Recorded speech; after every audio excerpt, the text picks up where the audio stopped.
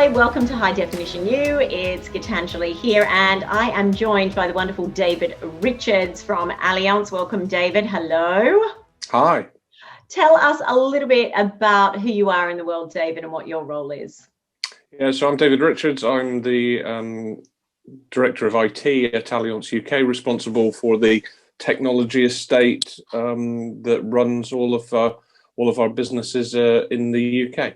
And how many people are in your team, David? In my team directly, I've got about 100, but then with suppliers and stuff like that, both in the UK and offshore, the whole team, the technology team that I'm ultimately accountable is probably about 400 odd people. Mm-hmm. So quite a lot of lives that are responsible under you. Tell me a bit about what the particular challenges were for you when we first spoke ahead of the session that we did. What were the challenges or the struggles that you and the team were facing at the time? I think the big thing for us was that as a team, I was fairly new into my role. We'd got some long established people within the existing team and some new people had come in as well. And I think the thing that we didn't have as an IT management team in the UK was a set of sort of cohesive ways of working, building that trust amongst us, understanding where we were coming from.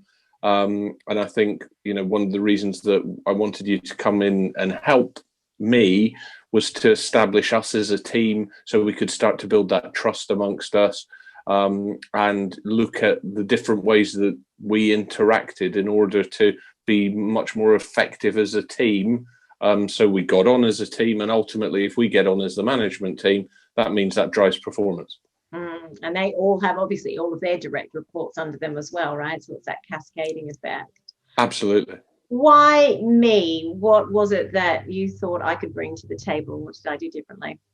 I think why you, because we'd worked together in the past when I was at MS Amlin, and you'd actually helped in a similar type of situation whereby there was an extended management team within the operational area that I think had some challenges around trust, had some challenges around the dynamics and the way people were working.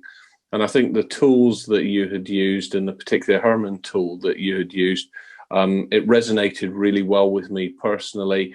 And I saw how people had used it in that environment.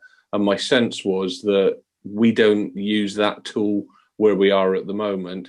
And the fact that you were someone new and different coming in, as opposed to our established sort of HR and the other providers, not to say that they're not super, they are.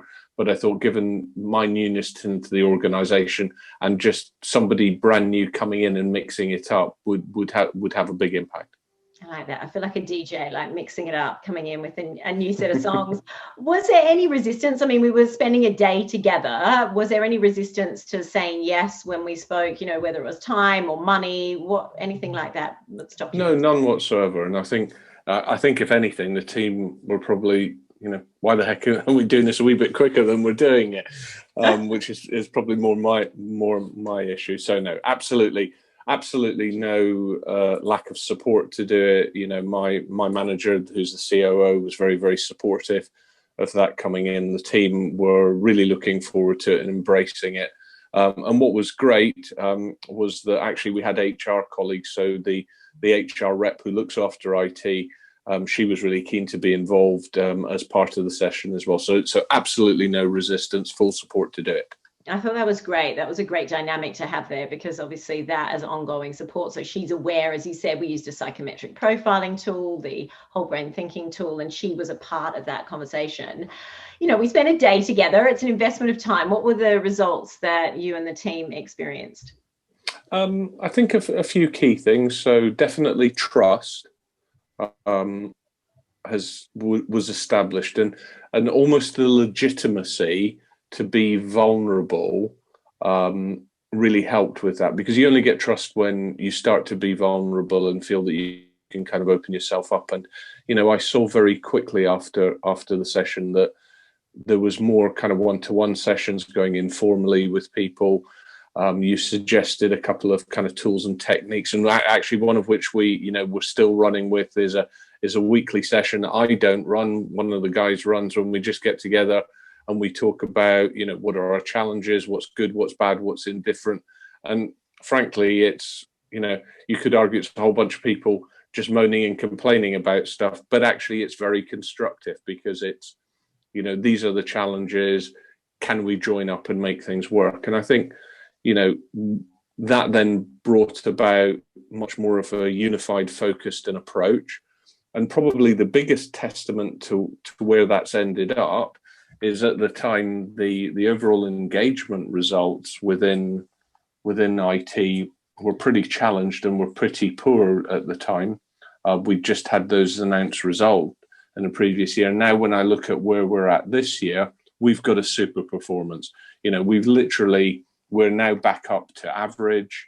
For us as a business, we were way behind that. Now, can I put all of that down to, you know, that one intervention and working with you through that session? Absolutely no, I can't. But what I do know is that helped the management team create a sense of unity, which they were then able to sort of build on with all the super hard work that the team have done this year. So all these wee bits of the jigsaw come together, and I think without it, I don't think it would have been as effective.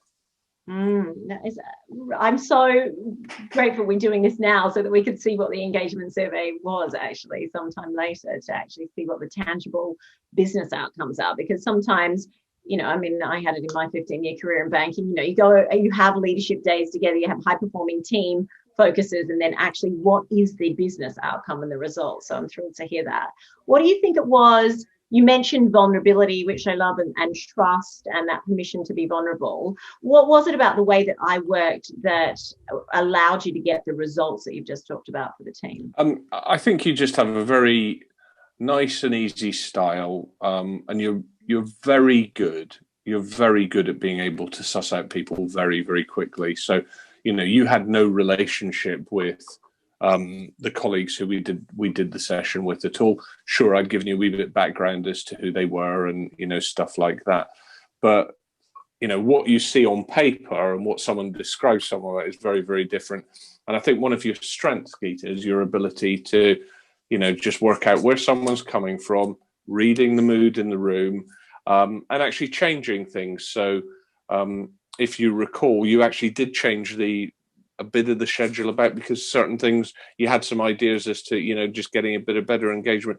And, you know, that's something that you've always done. And certainly when I was at Amlin, I noticed you doing that, your ability to go, no, hold on, this isn't working. Let's just try that. So it's not this is a script, sticks to it. It's, you read the people, you read the situation, and I think that's for benefit. Thank you for that. What was the aha moment, or one of the aha moments, either on the day or something that occurred to you afterwards, where you thought, aha, yeah, that's something new, or I know it's working? I don't think there was an aha moment per se, because I'd seen the way you'd worked previously and the way that kind of people were interacting. I think the thing that I was really pleased with was that, look, the best facilitator, the best coach, the best sort of learning professional, if you like, if you haven't got, and you're working with a group of people who are prepared to listen and who are prepared to think and reflect and adapt, it doesn't matter how good the individuals are. And I think it's a credit to the guys who I've got working for me, who they responded, they listened, they adapted, and wanted to create a better relationship, more trust, and a spirit of actually sort of working through. So you start to see that, and, you know, to a degree, it's binary, right? People are either going to start to want to do something different, or they're going to go, well, that was a nice day out, and we met a lovely lady who, you know, gave us some ideas, but I'm not going to use them. But to a woman and man, they all kind of took away the ideas and adapted them and started using them, and that was great. That, as you know, is really the thing for me at the core of everything I do. I mean, I don't want to waste my time any more than anybody else's, right? To just have it as a one-off, well, that was a jolly. I can't even do the jollies anymore, right? Off to some amazing venue, but to actually have that sustained application, right, of what they're learning, then that's where the brain's going to change, and that's where the relationships are going to change. And a few of those kind of HBDI monthly reminders, I think, were designed, the brain mail, to just say, hey, don't forget about this, and there's this little thing here. You might have already covered this, actually, because you just mentioned something there, but I'm always intrigued to find out what surprised you about the day. I think the thing that surprised about the day was there's a couple of people that are quieter in the team, and even those guys made more of a kind of contribution than I thought they were going to, which again was great. And I think, again, a lot of that down to the way that you kind of ran and facilitated the session. It was great to see them, and there was such open debate as well that people were having, and willingness to share, and willingness for you to listen to that as well, because that was quite, you were new to some of them as well, so it was so great to see that dynamic.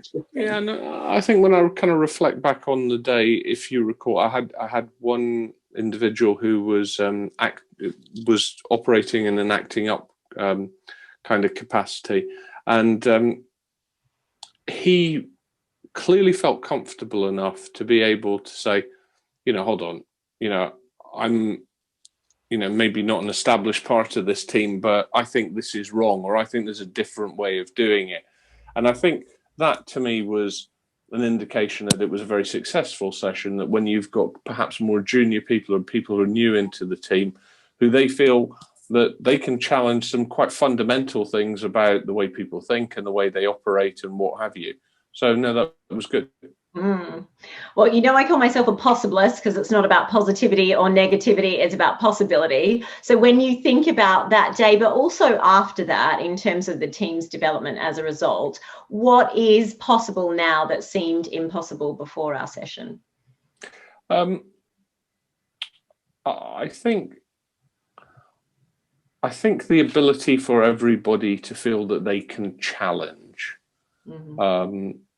And nobody, I think perhaps, due to my predecessor or what have you, there was maybe a view that people couldn't challenge, and the environment was such that, it was just kind of get on with it. And it wasn't kind of a unified team where people could go, no, we're not going to do that, or there's a different way. I've certainly seen an ability to, be much more challenge. And what's been, again, during the COVID crisis, we can't put all of this down to one session, but I think we've created an environment that, going into March of last year, people really were aware of, how to support people. And, all of the team have done such a super job last year of, really looking after everybody that works for them and taking that seriously. And again, knowing that they've got the support of their management team, I believe probably went a long way to actually help them do such a great job last year as well. I think the psychological safety piece of it is crucial as part of that conversation, right? And that just boils down to the things that we talked about around actually, who are we? How do we connect? What are our thinking preferences? Where are they potentially different? And then how do you create that environment where I can challenge in with the level of psychological safety, where I know that it's not going to be a detrimental either to my career or to my mental health. So I'm thrilled to hear that. So let's take a big view, one step back, and think about how you would describe the team in one or two adjectives before our session, and how would you describe in an adjective or two after? So I wouldn't describe them as a team before the session. I would describe them as a team afterwards. It's probably as simple as that. What's the definition of a team for you then? I think it's the ability to be vulnerable, it's the ability to challenge, it's the ability to question, it's the ability to know that you're there for everybody, and that you're not an individual. You're collectively kind of working towards the same stuff, but recognizing that sometimes that's difficult, and there are things that we've got to do. But that would be my definition. Great definition. You should write a book, I think, David. I feel like there's a co-author maybe. Finally, if someone's watching this, they're feeling inspired, they want to do something for their teams on the leadership development side or high-performing team side, and they're weighing up the pros and the cons, what advice would you give to them, David? Firstly, probably don't overthink it. Get on with it. It's very easy to do that, and obviously there are budgetary constraints and stuff like that. Get all that stuff sorted quickly and, frankly, get on with it. There are lots of different tools that individuals can use. The tool that we used, I like it, but there are others that are very, very similar. I think the richness comes not in the tool itself, but it's in the interpreting of the tool and actually making people think about the fact that when you're in a team, you're in a unit or what have you, people have a different locus and a focus, and the willingness to realize that you maybe have to adapt to realize that they're coming from a different place.